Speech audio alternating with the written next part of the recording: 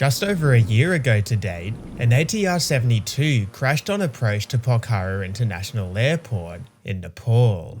Recently, Nepal's Aircraft Accident Investigation Commission released their report on the crash. It contains some modern-day, practical pilot takeaways. I've analysed the accident report in detail and reconstructed the flight for you to look at. But stick around to the end to see why, when it comes down to it, this accident shows why aviation safety starts at the top.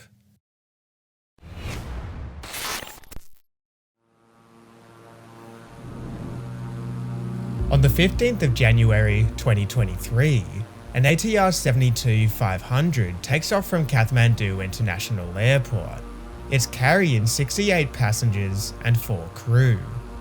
On a short journey to Nepal's second most populous city, Pokhara. It's a regular route flown by Yeti Airlines, the second biggest airline in Nepal, which operates a fleet of all ATRs. It began flying in 1998, but Yeti Flight 691 is one of the first flights to this particular airport. You see, a small, domestic airport has been located in Pokhara since 1958, and Yeti has flown into it for decades. But with Pokhara projecting booming passenger numbers and international flights, a brand new international airport has just opened. The plan is for all operators to gradually transfer to the new airport. It commenced operations on the 1st of January. But changing airports is more complex than picking one up and moving it somewhere else. To begin with, for the first month and a half of operations to Pokhara, flights are restricted to visual flight rules only. Usually, planes operating into major airports fly under instrument flight rules, where pilots use their instruments as their primary means of flying, navigating, and descending to a runway. Pokhara International Airport does have an ILS, a ground navigation aid which can be used for instrument approaches, but the charts required for pilots to use it aren't effective until the 23rd of February. That means that Yeti 691 can land at Pokhara International as long as it complies with the visual flight rules, which, kept simple, means they need to remain clear of cloud and inside of terrain for the entire flight. We'll get to the accident sequence, or section 1.1 of the accident report, soon enough. But first, we're going to take a close look at 2 more pieces of factual information. Another part of the new airport's opening has been the regulator's management of change. ICAO, the International Civil Aviation Organization, says that if a change occurs to a state's aviation system, the regulator must manage the impact of it so that no flight takes place in a changed environment unless all safety risks have been evaluated and controlled. The opening of a new airport is clearly a big change to Nepal's aviation system, so the regulator, the Civil Aviation Authority of Nepal, has conducted safety risk management for Pokhara International. Specifically, it's identified terrain around the airport as potentially hazardous. As a result, Yeti Airlines was required to develop standard operating procedures and fly validation flights to Pokhara under CAN supervision, in order to prove that they could operate to the new airport safely. We'll refer to this management of change as a hole in the system at the very end of the video. So as we continue to follow the flight of Yeti 691, see if you can identify what standard operating procedures have been developed for Pokhara International. Our final system layer, which needs to be adapted to the new airport, are the pilots. Operating Yeti 691 are 2 captains. In the left-hand seat and flying the plane is a 44-year-old female. She is experienced with 6,396 flight hours, but this is her first duty flying to the new Pokhara International Airport. So to show her the ropes and to familiarise her with the new airport is an instructor captain in the right-hand seat. He is very experienced, with almost 22,000 flight hours. The 2 pilots have already flown a return to Pokhara once today, so this is their 3rd flight of the day. But their flight and duty times are all well within their limits, and they're fully fit to fly. So while they are familiar with the Pokhara area in general, thanks to their years of experience flying to the old domestic airport, and the flight they've already completed today, this next one is going to present its own unique challenges. The takeoff, climb, cruise, and descent of Yeti Flight 691 is all normal. The weather is fine and compatible with VFR conditions for the arrival into Pokhara. As the pilots make first contact with Pokhara Tower, they are assigned runway 30, but without mentioning why, they request a change to runway 12. The change is most likely due to the familiarization of the left-hand seat captain. The crew landed on runway 30 earlier in the day and departed off runway 12. So this is their chance to extend the knowledge of the familiarizing captain. Runway 12 is a challenging approach, however. It involves flying close to the terrain specifically identified by the CAN as hazardous. The instructor captain on board will be working hard to mitigate this threat. He's acting as pilot monitoring, while the left-hand seat captain is pilot flying. We'll refer to them by these names going forward. At 10:51, the aircraft descends through 6,500 feet, 15 miles from Pokhara. It joins downwind for runway 12 to the north of the runway. The downwind leg is part of a visual circuit, a maneuver the pilots are utilizing to descend visually to the runway. A visual circuit puts a fairly hard workload on the pilots though, as it requires accurate turns and specific descent rates while the aircraft is reconfigured for landing. To add to this, the pilot flying is likely under heavy instruction from the pilot monitoring due to the proximity of terrain and the new airport. At 10:56, the pilots extend the flaps to the 15 position and select the landing gear down. Ergonomics, which will become a part of this accident, is an important part of cockpit design. You'll notice that the landing gear lever looks like a wheel, and the flaps look like an aerofoil. This is standard design in all aircraft, to help pilots intuitively understand what they're controlling, because during critical stages of flight, it's crucial that accurate and appropriate configuration changes are made correctly. Just seconds after setting flaps 15, the pilot flying calls for flaps 30, the landing flap setting for the ATR. Likely still under heavy instruction from the pilot monitoring, he says, flaps 30, continue descent. However, strangely, parameters on the flight data recorder don't show any movement of the flaps.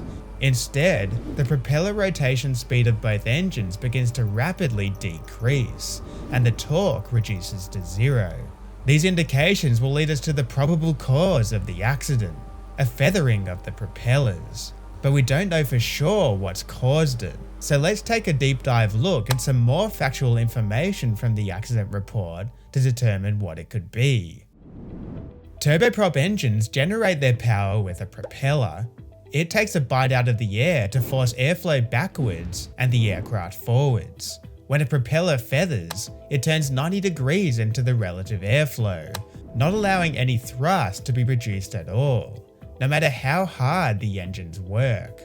We know that the propellers were feathered even though it's not a condition monitored by the flight data recorder. Inspections of the propeller post-impact would find they were both at a pitch angle associated with the feather position. But how did they get there? That's the big question. The auto feathering unit could be the answer. An unfeathered propeller on a dead engine generates enormous amounts of drag, so it's critical that in the event of an engine failure, the prop is feathered as quickly as possible. Close to the ground, when time can be even more critical, feathering is actioned automatically by the auto feathering unit, while it simultaneously signals the opposite engine to increase power and disables the opposite auto feather. Maybe a major malfunction could have caused an unscheduled feathering of both propellers, but this would be recorded on the multi-function computer, and it revealed that no automatic feather was commanded. There are a lot of other parts which make up the propellers and their hub, but there's only one other thing which has the power to feather them. the control pedestal. The condition levers control propeller RPM, feathering, and fuel shutoff. Unless an engine has failed, they should never be moved to the feather position in flight, so contain a trigger to prevent any inadvertent movement. But on Yeti Flight 691, it seems they were. Witness marks from the crash show that the left condition lever was set to feather at the time of impact. While the right didn't have any specific marks, we know it must have been, as corroborated by the multifunction computer and flight data recorder. When the pilot flying requested flaps 30, the pilot monitoring must have incorrectly moved the condition levers to the feather position. Under a high workload in the visual circuit, while instructing the pilot flying, and with the flaps at the 15 position adjacent to the condition levers, he didn't have enough situational awareness to realise that he was lifting the trigger of the condition levers, rather than lifting the flap lever out of the 15 detent. From here, a highly upset aircraft state led to an accident. Neither pilot realises that the flaps aren't set to 30, and the propellers are feathering as they complete the before landing checklist. The power lever angle increases, eventually all the way to max, but none of it is delivered by the engines. They're designed to not operate above idle when the propellers are feathered, to prevent an over-torque. In terms of the visual circuit, the plane likely drifts below slope as the pilot flying reaches a bank angle of 30 degrees. The pilot monitoring tells her to continue the turn and apply a little power, and strangely, the flaps begin moving to the 30 position. Possibly why the wreckage would later show that they were moving at the time of impact. The tower gives Yeti 691 clearance to land as it commences its final turn, but here's no reply. The pilot flying mentions twice that there's no power coming from the engines. She then tells the pilot monitoring to take the controls, possibly realising the fateful error. But with a new pilot on the controls and a seriously upset aircraft state, the stick shaker activates, warning of an impending stall. It silences for a moment, but sounds again as the left wing drops, and seconds later, the aircraft impacts the ground. It crashes into a gorge not far from the old Pokhara domestic airport, killing all 68 passengers and 4 crew on board Yeti Flight 691. The wreckage, which would later be used to conduct the analysis we've just gone through, located across 3 designated sites. A post-impact fire engulfed the main fuselage area, fueled by spilled fuel around the crash site. The flight data recorders were quickly found and were sent to Singapore to be downloaded and analysed, forming the foundations of the report which this video is based on. It was written by the Aircraft Accident Investigation Commission of Nepal, assisted by the respective Singaporean, French, and Canadian investigative authorities, as well as ATR, ESA, and Pratt & Whitney.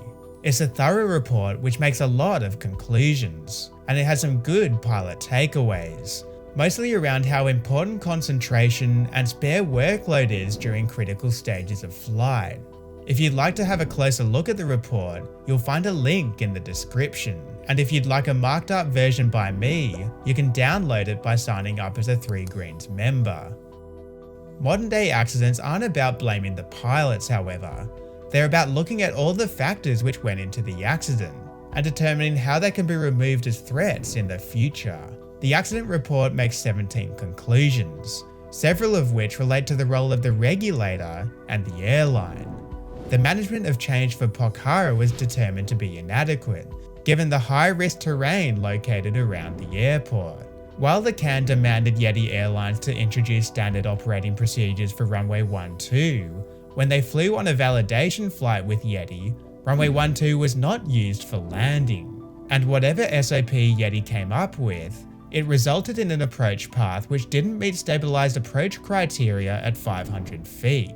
Company training was also clearly insufficient, as it didn't give crew the necessary skills to complete a successful landing, while compliance with SOPs was also a problem. with ineffective CRM and lack of sterile cockpit discipline pointed to as contributing factors to the probable cause, which the report stated was the inadvertent movement of both condition levers to the feathered position in flight, resulting in the feather of both propellers and a loss of thrust which led to the stall and collision with terrain. So numerous recommendations were made to Nepal's safety regulator, including a clear direction to evaluate and manage the impact of any change in the aviation system so that safety risks are evaluated and controlled going into the future, restating the CAN's mandate defined by ICAO. Much of the discourse around the accident of Yeti 691 has been focused on the pilots, their errors and their mismanagement. But if there was appropriate management from the regulator, from those at the top, we may have never seen an aircraft put into this hazardous situation in the first place. Aviation safety starts at the top, and this is clearly shown in the tragic accident of Yeti 691.